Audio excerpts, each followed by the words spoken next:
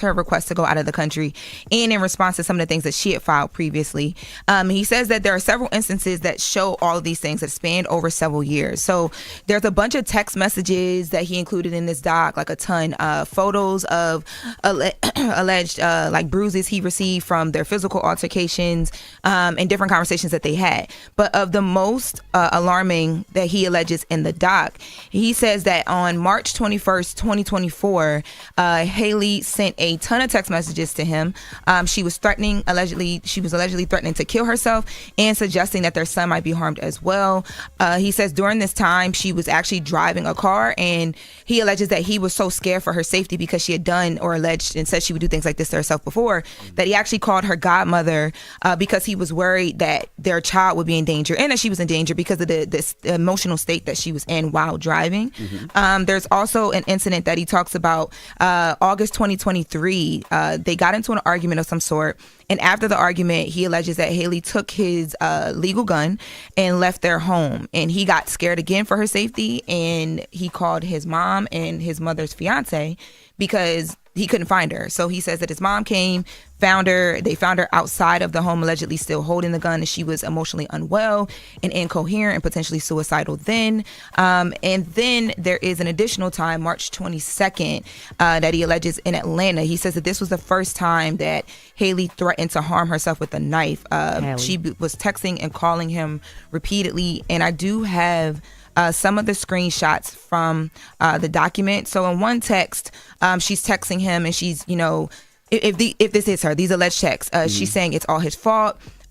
She's saying, cry about it later. And this is after she would have threatened to harm herself and not live anymore. And that's a repeated cycle in these texts that he's included. And he's responding and saying, why do you want me to sit on the phone and listen to you yell at me all day? You do this to me every day. And she says, I beg for your help. I don't have anyone. I'm actively suicidal and struggling. I've been running to the doctor every day for help, and you still play in my face. I won't make it to my birthday because of you. So this is just an example of some of the type of text. I can't hear myself. Some of the type of texts that were included in this document. Now, Haley has responded. Her name, and she's actually responded. Halle, sorry. I can't hear. Halle. No, I can't hear. feel you. Your headphones not up? Yeah, my headphones are. Charlamagne was having the same problem this it's, morning. It's here. Turn them up.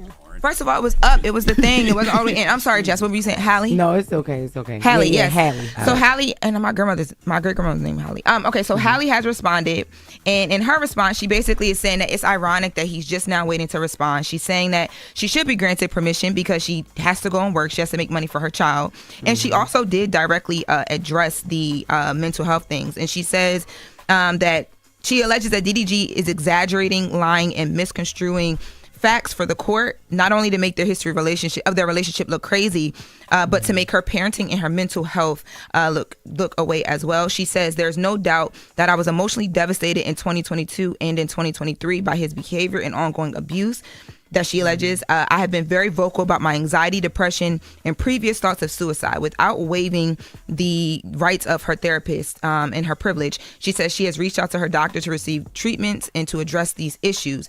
And she also says that if given the chance, like if a judge takes this to court, she'll take the stand and talk about all these things, and she has nothing to hide. But it's unfair that he's right now requesting for her to not be able to take the child out of the country. And the reason why he's saying that he doesn't want the child to go out of the country is, number one, of course, all the mental health stuff that he's alleging is harmful.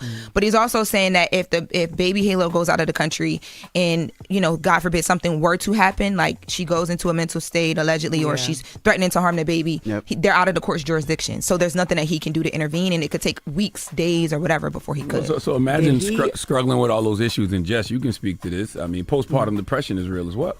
Absolutely, it is. You don't know.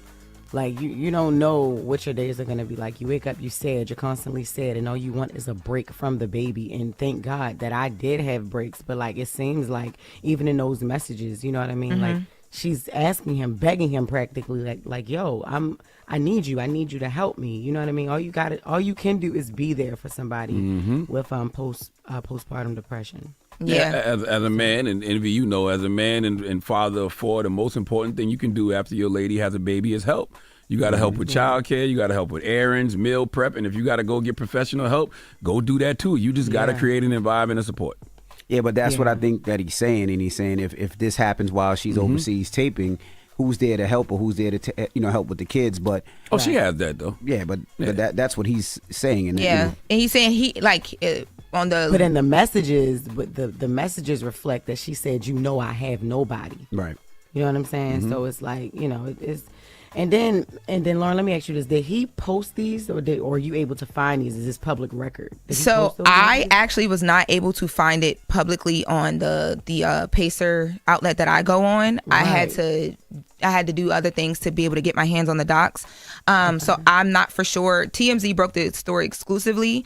I'm not, and I don't know because I don't work there anymore. So I don't know how these outlets, because the text messages were in the actual doc. So if you got the doc, right? I didn't see that he posted it. No, and also too, he did go. He did get on a stream after, and he said in the beginning of the stream, like, we're gonna have positivity here. We're gonna he wasn't really directly trying to speak to it, but I mean, when you include stuff like this in documents, whether it's I can't answer the question 100% if it's publicly available or not. It wasn't available to me, but it's here. So any outlet can grab it, and now it's circulating. And I really hate that. I hate the fact that a couple can go through something and they have these documents and these text messages that are private, but they're doing it, for their own, situation, their own custody battle. But anybody can grab them, and now people can put them out and use them against them. I hate that so much. That is between those two couples. That should stay between those two couples. It ain't nobody's business. She shouldn't have to feel embarrassed. He shouldn't have to feel embarrassed. They are working it out as a couple that's separated. Especially if you're trying to heal privately. Correct. You got to heal privately, but that. Live out loud publicly. Yeah.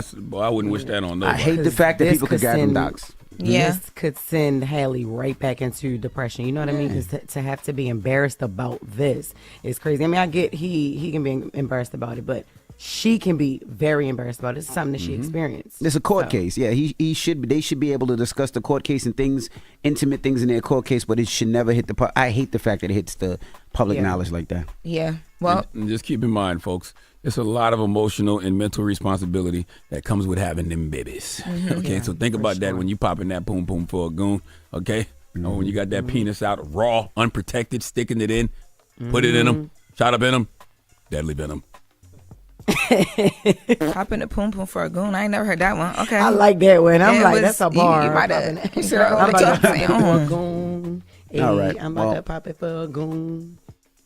All right. You better stop. You find out Chris is going, he might get deported. You know how that goes. You know how they do. Wow. All right. That is the latest with Lauren. Now, when we come back, we got front page news. And then from the Real Housewives of Atlanta, Drew Sidora will be joining us. So don't go anywhere. It's The Breakfast Club. Good morning. You're checking out The Breakfast Club. Monday, June 9th at 8/7 Central on BET. Kevin Hart hosts BET